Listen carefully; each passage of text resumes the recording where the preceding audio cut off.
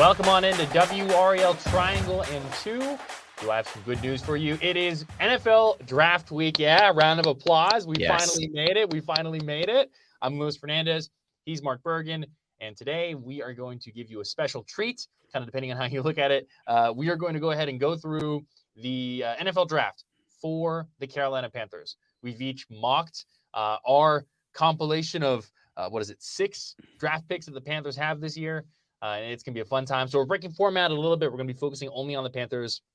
But hey, the NFL draft is such a big deal. It's so much fun to talk about. Mark, I'm excited. I know you're excited. Yes, we get the keys to the Cadillac today, Lewis. So buckle up if you're listening or watching. So for today's format of the show, it's what we would do if we were in charge of the Panthers. This is not what Lewis and I will think will happen because it's pretty much a foregone conclusion. Bryce Young's going to go number 1 overall, but we still have some time between now and Thursday night. Yeah, it's interesting. I mean, I wish I had Scott Fitterer's job, get a chance to be a GM. That'd be really cool. But there are certain things that we're going to see that we've looked at that we're like, okay, the Panthers need to address this. There are certain fits that have to be adjusted, things along those lines. And Mark, we mentioned it a little bit when we were getting ready here. This is a hard position for the Panthers to be in. Obviously, having number 1 is great, but there really are not that many draft picks that they have available to them. So it's definitely one of those things when you get done with this mock, you look back and you're like, okay, they are not able to fill all the holes. So you're going to have to kind of pick and choose based on what's available. Yeah, but glass half full, Lewis, would be because there are a lot of needs that the Panthers have. You can pick best player available in a lot of different situations. So once we go beyond the first pick, which we know is going to be a quarterback, let your creativity flow a little bit, Lewis. So I'm excited for today. Okay, let's just do it. Let's get the ESPN music buzzing in the background, that little chime going on. Okay, Mark, first round, pick number 1 for the Carolina Panthers. Roger Goodell walks on the stage. He says, with the first pick in the NFL draft, the Carolina Panthers have selected. Again, I think we know it will be Bryce Young. I would personally take CJ Stroud as well. We talked about this in previous episodes too, Lewis. At this point, I know what camp everyone's in, whether you're a Stroud guy, a Bryce Young guy, if you like Anthony Richardson, but we know it'll be Young.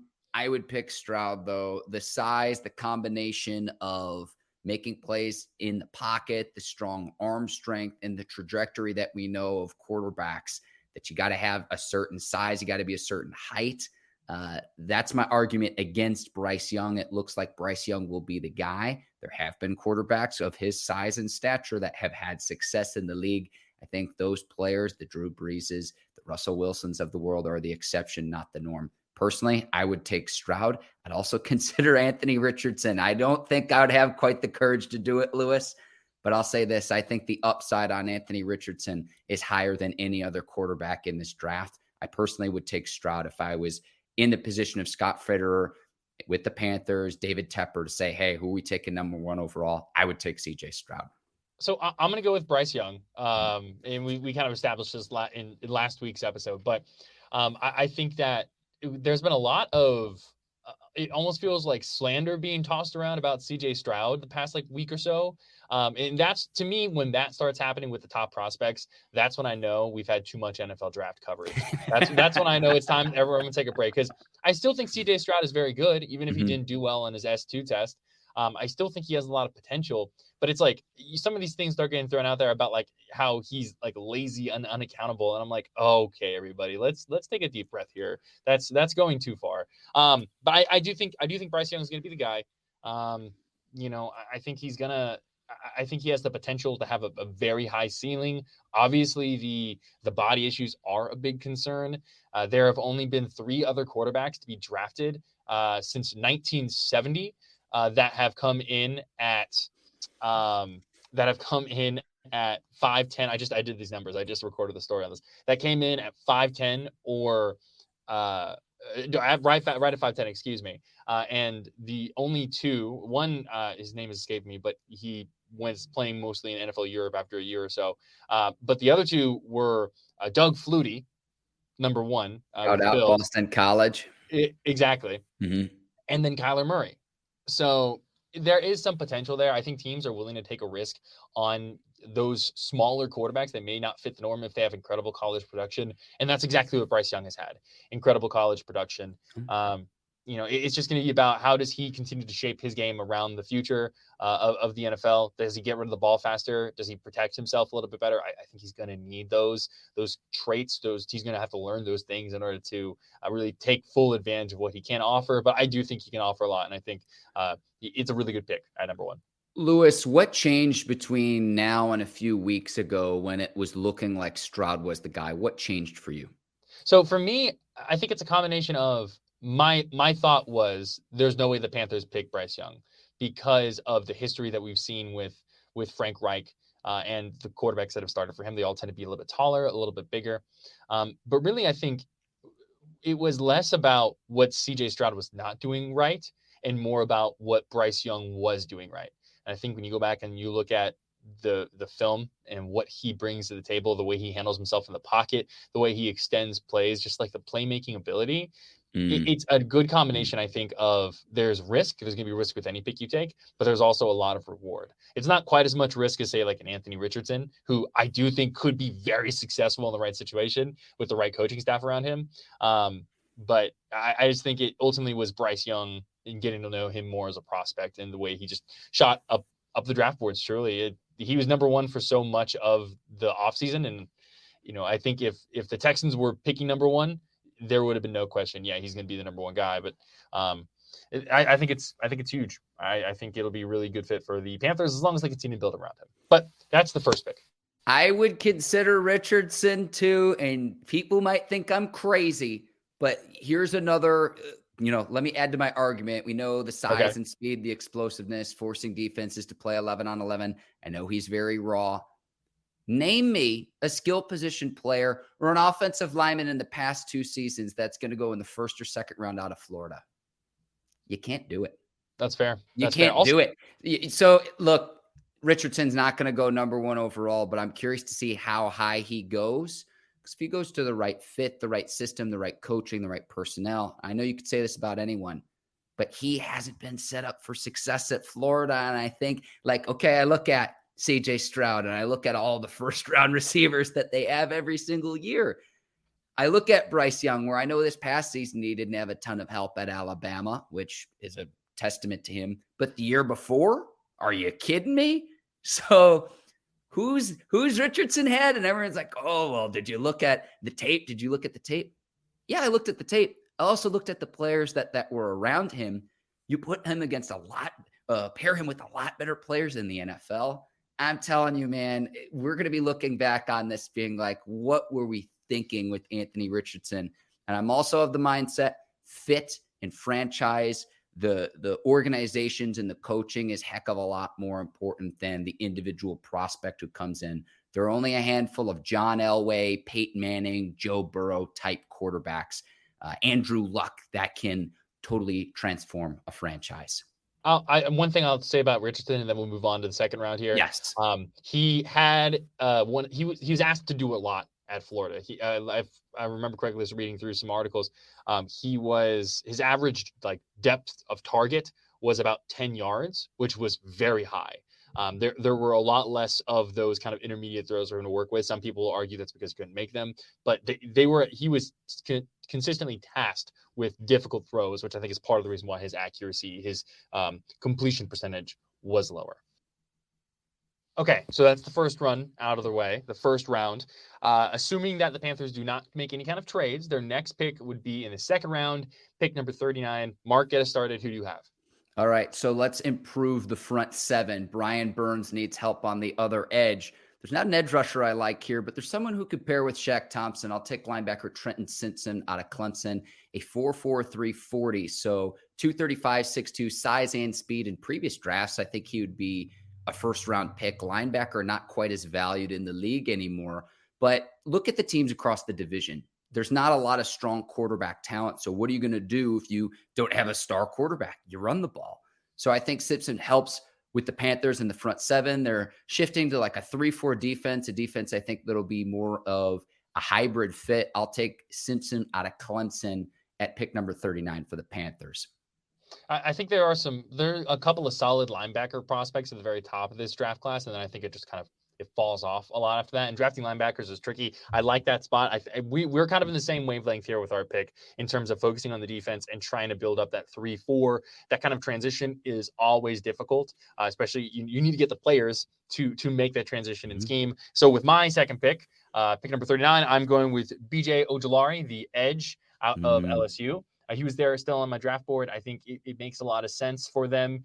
He's everything you read about him. He's just kind of that, sticks his like nose to the ground, like really works hard kind of guy, like great guy to have in the locker room.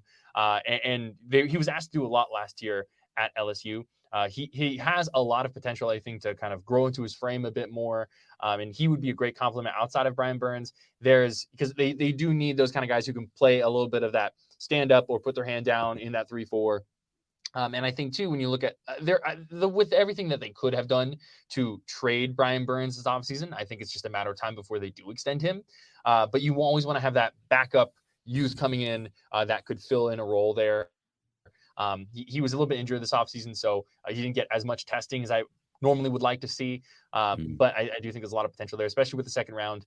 I'll be really interested.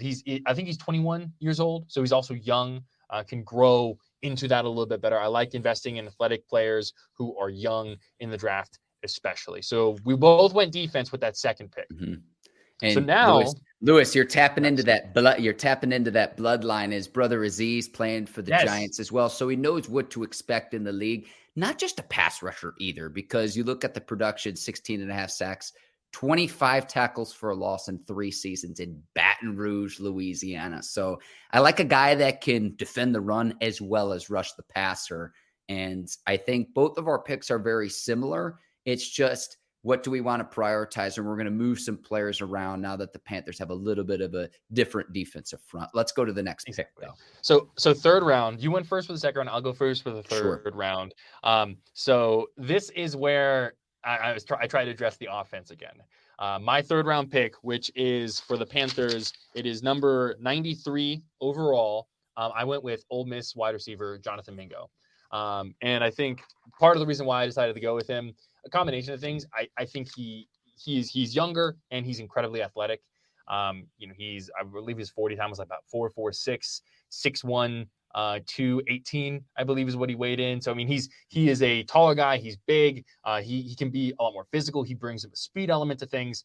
And on top of that, I just think that investment in someone who can grow alongside of some of the more veteran guys that they have, like the DJ Charks, the Adam Thielens, I think you need to do that. I had the opportunity to take Josh Downs with my second round pick. And I was so tempted to do it because I do think it would be a great fit and a great matchup for what they do. But part of me was just, I got to lean in and get those edge rushers early on are very important. And I knew that someone like Jonathan Mingo would be here. He needs to work on his route running a little bit, mostly getting in and out of cuts. He'd be a little bit stiff when you look at his testing. He wasn't as impressive in terms of like 3-cone shuttle and things along those lines. So someone like Adam Thielen could be a good mentor in ways to kind of teach getting in and out of cuts a little bit better. But Jonathan Mingo, I think, is a really solid third round pick. The one comparison I saw was Traylon Burks, the Arkansas wide receiver. He was a first round pick, just big physical guy who can go make plays. But that is why I went with third round. Mark, what do you have in third round? Yeah, I like your pick too, Lewis, because you fill the void with DJ Moore now in Chicago as part of the trade to get the first overall pick. So you have to try to plug holes where you can because DJ Moore will not be in a Panthers uniform.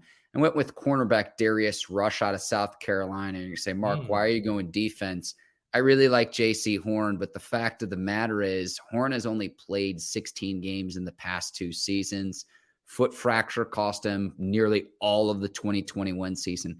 He had 13 starts a year ago, but again, injuries consistently. So eventually when the rest of your division catches up and figures out who their quarterbacks of the future are, and there's a huge void in the NFC right now, you're going to need corners on the outside as we need spread more often. You need a stud corner, which I think they'll have in Corn. You need a Robin to your Batman, and then you need a third guy a lot of times, but you need someone in the slot. You need someone in the nickel because teams are going to have 3-4 receivers consistently out on the field. I think Darius Rushwood helps solve that problem for the Panthers, and that's who I've got the Panthers taking at number 93. I like that too, because the cornerback is definitely a need for the Panthers to continue to develop that depth.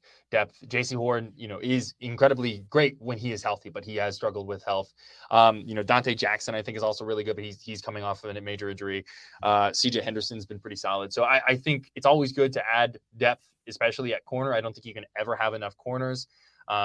And then it's just about, the fit and all of that. So I like that pick in the third round. My question with your draft that I'm seeing so far, maybe we'll continue to see if it continues to build from here, is what are we doing on offense? What are the Panthers we'll doing get there. We'll get there. Do you want to go? That's a great segue, Lewis. I'll go to my next pick if you like. Yeah, which is pick number 114 in the fourth round. Yes, sir. Wide receiver Nathaniel Dell out of Houston, a Bugatti, 5'10", only 165, but this guy can fly a 4.49 in the 40. He's very, very quick, more than a 10-foot broad jump, and he had the production, 109 receptions, almost 1,400 yards receivers. This guy finds the paint, 17 touchdowns this last season. So he's going to be my Bugatti, not the only receiver I've got the Panthers taking either, Lewis. So your style of car, we'll get there in just a second. I'm teasing ahead to a future pick. Okay, foreshadowing, I like it. No, I like Nathaniel Dell, I think, is a great because when you get to the fourth round, you have to start taking some flyers. You have to go for those traits that you like, because at this point, no prospect is perfect. If they were perfect, they would have already been taken. So I like going with a combination of production as well as athleticism. I like that pick, and I think he's someone who could especially help them out in the slot at his size. My fourth round pick, number 114, this is where I start to switch. I was going back and forth between the options. I was like, okay, do I want to do offense? Do I want to do defense? Defensive back? What are we looking at here? And I went ahead and zigged a little bit where maybe others should be zagging. I went with Zach Kuntz, the tight end out of Old Dominion, I believe. Hold on, let me just double. Is that right? Old Dominion and Penn State played at two colleges, Lewis. But I like what you're doing because you bring in, I believe, Hayden Hurst. So you get the two tight ends going, the dual tight ends. And the thing I like about stud tight ends is you've got the size mismatch with defensive backs. It's an extra offensive lineman that you're adding, almost like an additional tackle position. So it's almost like a sixth lineman. So you're faster than a linebacker. You're difficult to guard because of your size for most defensive backs. Mismatches, and look, run two tight end sets. I don't think enough teams do this league wide. When you have two really, really good tight ends, the matchup problems you cause opposing defenses, you get the running game going, you get the passing game going, and the play action. If it is Bryce Young as a quarterback, early on, he's going to need checkdowns. This would be a great pick for him to be able to pair him with a tight end that has the ability to catch the ball as well. Well, and two, I think so one thing when you look at this draft is there are a lot of talented tight ends, right? Tight ends are difficult to predict. A lot of times they don't contribute in that first year. They're going to need time to develop. That's why I think using like a first round pick on them is not always the best idea, unless it's like, a surefire can't miss type of player, Kyle Pitts. But even Kyle Pitts, who had a really good rookie year, struggled last year. So tight ends a little bit harder to project in terms of direct production. When you look at some of the best tight ends out there, they went in later rounds. They were added as, flyers because they were athletic, because they had size. And it's like, okay, we can do something with him. We can coach him. Zach Kuntz is 6'7". He's 6'7", 245, 250, I believe. His athleticism, his testing for athletically is off the charts. His RAS score, which for those who don't know, RAS score it combines a lot of different of the testing variables and compares them to the average to other people at that position, how they tested. So out of 10, Zach Kuntz had a 9 point. Let me see if I wrote down here. He was in the nines. So he's someone who is incredibly athletic and could grow into a receiving tight end threat. You have a few tight ends on the roster. Obviously, Hayden Hurst is, he's former Bengal. I'm a Bengal guy. And, he has a lot of receiving options. He's good. He does get injured on occasion, so something to watch for there. So continue to develop that depth, continue to grow that position. And, maybe you get a diamond in the rough in Kuntz out of Old Dominion. A 4.55 and a 10-foot-8-inch broad jump. That explosiveness. And Yeah. Lewis, he lays down and it's like 4 extra yards at 6'7" every time he touches the ball. Yeah. The knock you're going to hear against him is that he's not as fluid in terms of his on the field route running as you would expect. He also didn't have a whole lot of production, but at this point, you're in the 4th round. The prospects are going to be flawed. You are drafting for potential, and there's all kinds of potential with him. Okay, now we move on to the 5th round. Let's see here. It is. Let me go. I can go. Excuse me. No. It's still the 4th round. Pick number 132. This is one of those comp picks. Yes. I'm going to go with Nick Hampton out of Appalachian State. Address the edge rushing needs that we talked about earlier. Pairing someone opposite Burns. This is where I'm getting my edge rusher. I think the Panthers are going to be able to move some guys around up front depending on how they want to format the defense. Again, 3-4, more of a hybrid. This is where I go edge rusher for the Panthers. So I went, again, Nick Hampton out of Appalachian State with this pick. Yeah.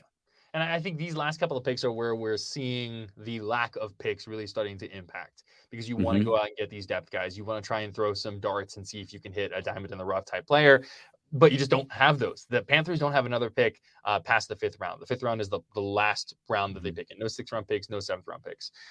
I continue to lean into the defense on this one, and I went ahead and went with Trey Tomlinson, the cornerback out of TCU. He kind of projects a lot more as a nickel, and they do need a nickel corner. Now, we talked about not all prospects are perfect. He's 5'7", about 160-ish. So he is very small, but he is a playmaker.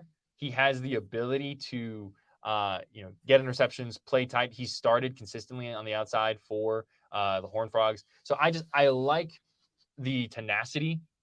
This is one of those picks where I'm like, we don't know what the Panthers are thinking. His size could just completely take him off the board for the Panthers, make not even a possibility. But at this point, I want to bet on athleticism and production.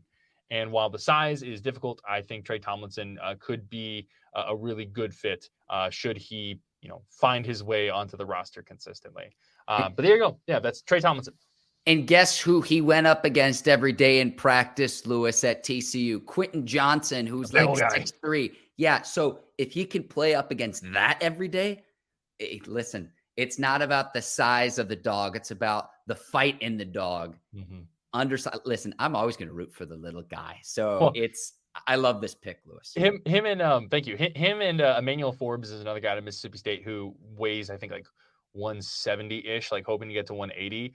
So there are some smaller size cornerbacks. There are a lot of size concerns when you look at some of these prospects this year in the draft. So you kind of have to pick and choose what your battle is. I think if you're all going to base everything solely on size, you're going to miss out on some guys, especially in this draft. If the Panthers take Bryce Young, they prove that size is not necessarily the biggest thing they're looking at. So, all right.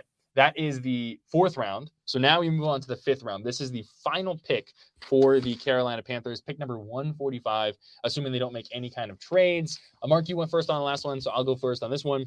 I went with double dipping in the defensive backfield. I'm going to go with Corey Trice Jr., cornerback out of Purdue. I was honestly very surprised that he was still there on the board when I went to go pick him. He's, the opposite in some ways of Tomlinson. He's tall, has a long frame, athletic. He had some knee injuries that he was dealing with back, I think it was the beginning of the 2022 season. But he's someone who I think could really grow into his frame and be a great outside cornerback. A lot of this was about the value. Him still being there in the 5th round really shocked me. So it was one of those things where I think you had to go get him if you were the GM in that kind of situation. So we went with Corey Trice Jr., cornerback out of Purdue, with the final pick in the draft for the Panthers. I see what you did there. So how I made my car analogy with receivers, you're doing the same thing at the cornerback position, Lewis. Yes, absolutely. So what's your final pick here, Mark? And then we can reflect upon all of them. Yes, I've got Dontavian Wicks out of Virginia, 6'1", 6'2"-ish, so more size. 4.62 in the 40, which is a little bit slower for receivers, but go up and get it 39-inch vertical and a 10-foot, 10-inch broad jump. So this is the guy where it's like one-on-one in a scenario against a smaller, undersized corner. This is someone who can play basketball, if you will, in a jump ball situation, someone who's able to go up and get it. again, let's get Bryce Young all the help he could get, assuming he's the first overall pick. And so another receiver.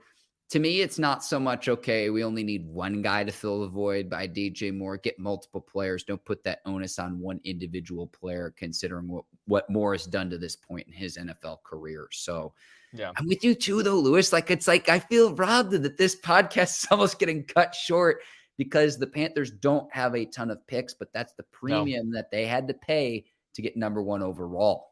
Well, and ultimately that's what it's going to boil down to, right? With the Panthers making some of these trades and giving up some of these picks, is you have to do more with less. So these 4th round picks, this 5th round pick, all the more important that you hit on these. I think there's a bit of a philosophical kind of debate, right? Do you want higher picks, or do you want more picks? Do you draft pick as like a lottery and you want to enter the lottery as many times as you can? Or do you want to aim for those top prospects that are going to be, probably, there are busts all over the place, but you will probably be pretty good. And so the Panthers have kind of made that decision where they've decided to trade up and to get someone that they know will be good, or they're pretty sure will be good, and then forfeiting draft picks in the later half for it. One other person I want to throw out there, and I did a couple of drafts, and the first one, it's so addictive. Couldn't help yourself. No, I couldn't. But there was very late one player who was available to me, and he was available in the second draft I did, but I decided to go with the cornerback out of Purdue, Tajay Spears, a running back out of Tulane. He's incredibly explosive. I think I'm saying his first name right. He's incredibly explosive. He's one of those guys where you watch and it feels like everyone else is moving slower. He is smaller, but he's someone that if the Panthers were able to get him later in the rounds, he could be a good complement to Miles Sanders, should they choose that. And I'm always for trying to get younger and more explosive at running back. I think that's always a great choice. Running back by committee and keeping guys fresh in the backfield too is the name of the game. But Lewis, I cannot wait for Thursday, Friday, and Saturday. I know that you're going to be part of our WRAL coverage on Thursday night when the Panthers have the first overall pick. We have crews in Kansas City, Missouri for the draft too. So we're going to keep everyone covered. And then here on WRAL Triangle and Two, the night of the draft, we will have a reaction podcast to whoever the Panthers pick number 1 overall. It's looking like it's going to be Bryce Young. So I can't wait to break everything down and let the chaos begin, because Thursday night, it all goes down in Kansas City, Missouri, and I cannot wait. Yeah, I'm definitely the type of person that the NFL draft coverage appeals to. There are a lot of fans who are like, I don't care. Let's just get to the start of the regular season. But I'm here like, oh man, prospect number 96 out of so-and-so. I'm so excited to see if he goes in the 3rd round. You know what I mean? I adore it. I love it. This is like Christmas. I'm very excited to see how things unfold. And the Panthers have been in an offseason of transformation. Their free agency, I think they knocked out of the park. They did very well. They were aggressive. They have a great coaching staff now, I feel like. And then the question is, okay, that's part 1 of free agency.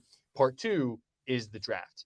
And with only 5 picks, assuming there are no trades, with only 5 picks, you have to do, or 6 picks, you have to do the most with what you have available to you. So let's see what the Panthers end up doing, Mark. Yeah, and I just hope we get chaos, players bringing their babies up on stage and pictures of relatives and just the reaction, the pure joy, because you see players' journeys and everything that their family, friends, close ones, loved ones, their community did to get them to that point. It's the culmination of a lot of hard work and players realizing their dreams to get to playing at an NFL level. And look, there's only 250 some picks every single year. So even to hear your name selected in any of the 7 rounds is a tremendous, tremendous honor. And to see that reaction live on television, whether it's someone that's in the green room and a quarterback that's got to wait too long, or someone celebrating at home with loved ones in the community, it is the absolute best. And like I said, I just hope we get those moments where we're talking next week, Lewis, where it's like, did you get a load of this, or did you see this? Yeah. I really, really cannot wait. It's one of the best days of the year. I'm pretty pumped too. So make sure you watch. We have that, like Mark was mentioning there, WRL during the 7 p.m. newscast. We're going to be having a Carolina Panthers draft special. That's 7 p.m. on Thursday. And we'll have coverage all throughout the course of the week, everywhere you watch WRL, 999, all of that kind of stuff. And then, of course, we have new episodes every Monday at 5 p.m. And then we'll be sure to get up probably an emergency pod, like Mark was saying, when we get done with the first pick in the draft for the Carolina Panthers, and what they're hoping will be a future franchise quarterback, the next in the long line, the Jake Delomes, the Cam Newtons, all of that. Listeners are stuck with us, Lewis, whether they like it or not, before next Monday. So what can I point right here? They can, or hang on, I got the wrong side. Like they can subscribe right there. Something that like subscribe button on the 99 Fan YouTube page is what I'm trying to get at, Lewis. Yes, it's going to be great. We will see you all then.